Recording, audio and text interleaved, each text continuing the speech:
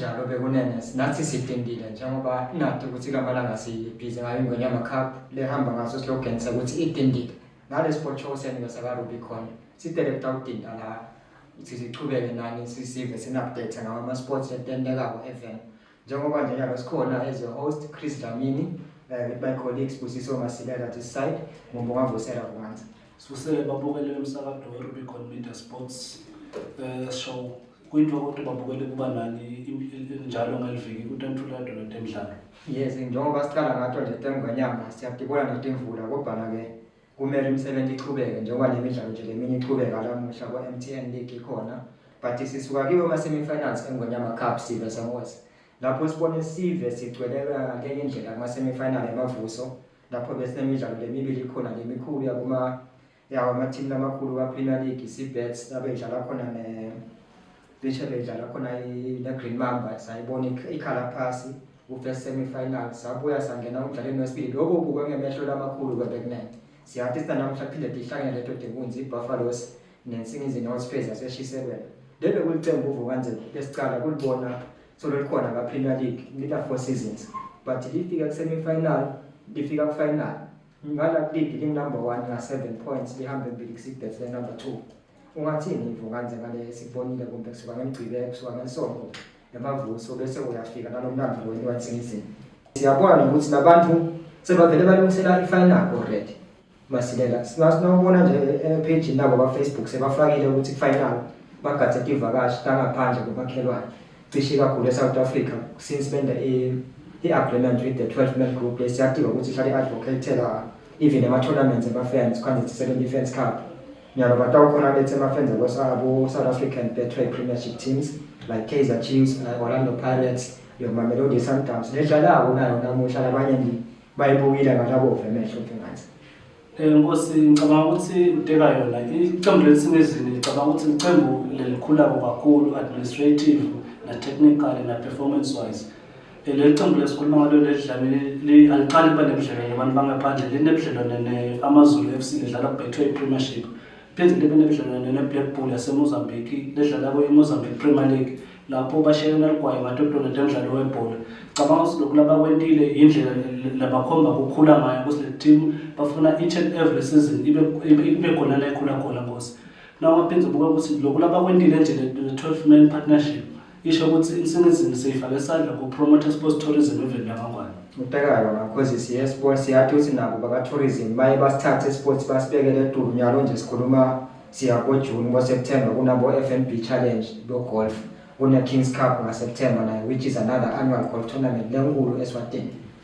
na lesilethela abantu abachama cishe mhlaba wonke bekunene sibonile last year iKings Cup idlala lapha ezulwini Golf and Country Club kanye nayo FNB challenge lesukile enkonyeni for the first time yadlala ezulwini bekunebantu abasuka ku-Switzerland bo-Greece bo-France bo-England even from the States so uyabona ukuthi sports temidlalo nje vele bishe ihambe embili kule tourism kungako kumbe nengonyama yaqhamuka le tournament le beyivele ikushido kwengonyama ukuthi le tournament lena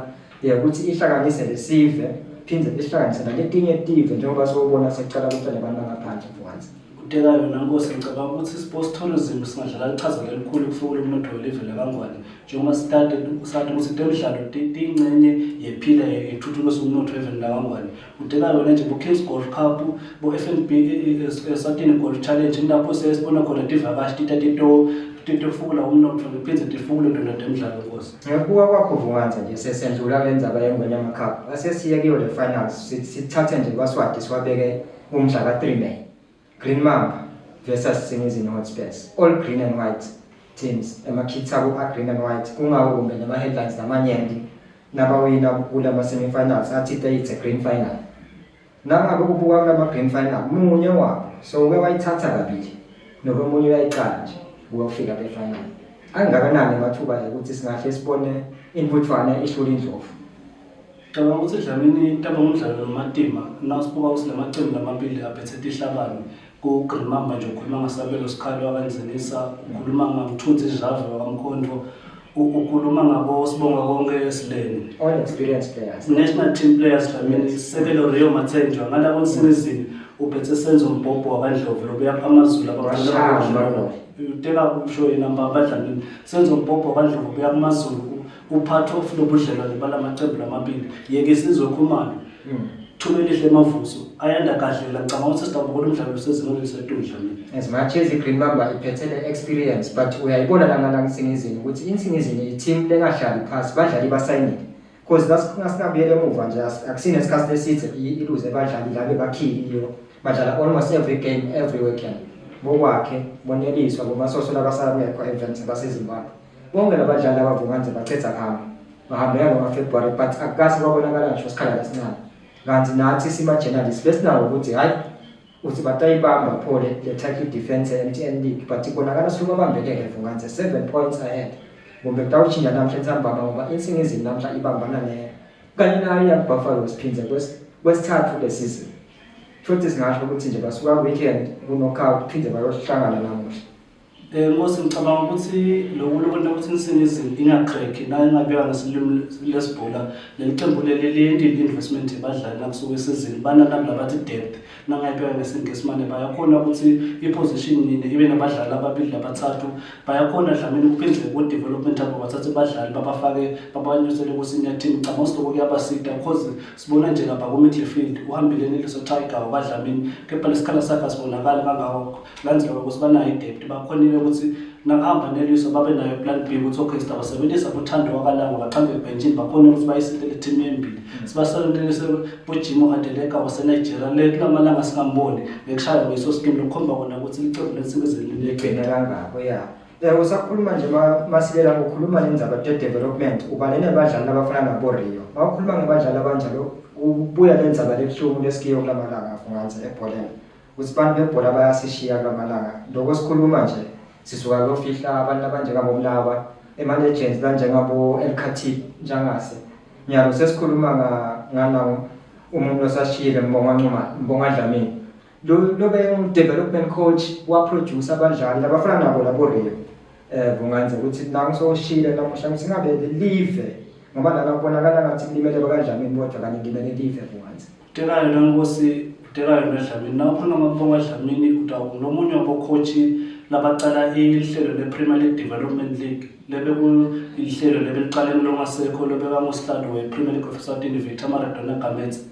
Mbonga Dlamini simbonile akhabadlala ecenjini yaBuffaloes ungakhuluma lwendvele lutse ungakhuluma ngabomeshapa abashaba njalo ngijima kwensimezini hoSpace ukhulume ngaye isekelo Royal Mathenja loGreen Mamba ukhuluma ngaye kwakhe wathwala lokusikhuluma loSportland FC eZimbabwe ngicabanga ukuthi indvodza lelisebenzele kakhulu live akasebelelele iphela idevelopment uphinze wahamba uassistant ekolweni kumanzini central lephinze kusikole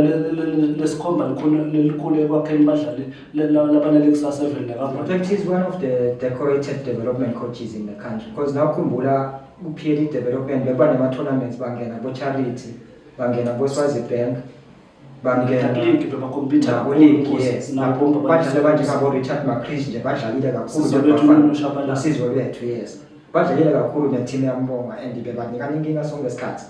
nabo bomanzini Sundowns lesokuyitenga Sundowns manje beyiphethe bolwethu wakasimelane iphethe na Justice wakafika radio njalo badlala ecenjini Chipa United eNingizimu Afrika ngito nje tindzaba letihlungu leto bekunene kulamalanga leti singamile lo wadlamini ngetindzaba takhe tivakale kumbe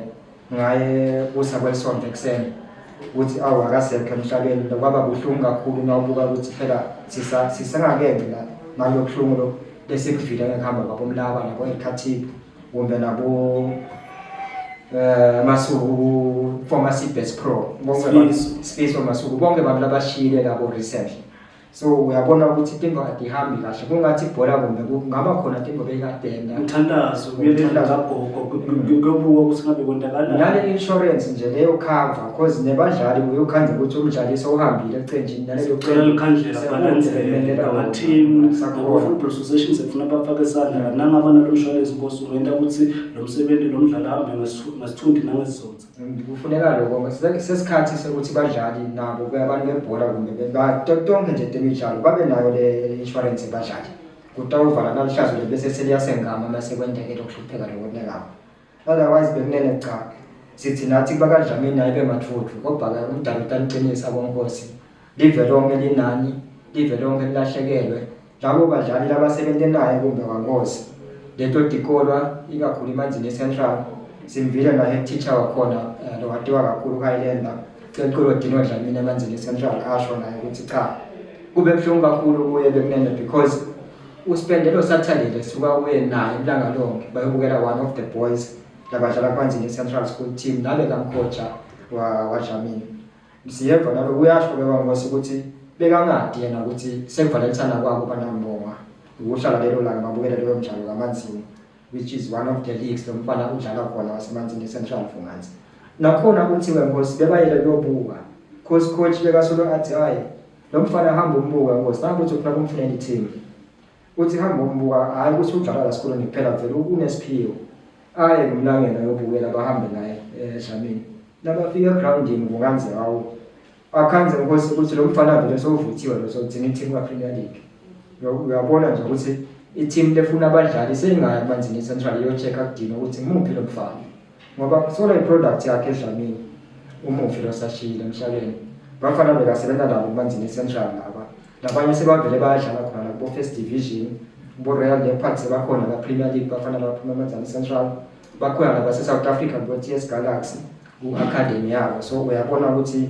le development vele iyadingeka la vele inalo usido and nakulabo coach nasiluza abo coach abanye kabombonga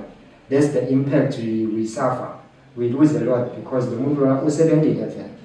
but ke uNkulunkulu uyade utawubhandisha labhandisha khona vukanze njengoba vele impilo ngeke siyivimbe impilo ayikaphathanithi futhi teka yona Nkosi ngicabanga ukuthi umoya wayo umqeqeshi ibhongo waDlamini mawulale ngekuthula nawukhuluma ngombongo Dlamini ukhuluma ngabo badlali laba olafeka sibo Innocent wakabakule bo umuhle wakasiya labasuka khona eManzini Central lebo sandleni sakhe imbongo kaDlamini ngicabanga mfutha leyisebenzele kakhulu i-development uphinde waba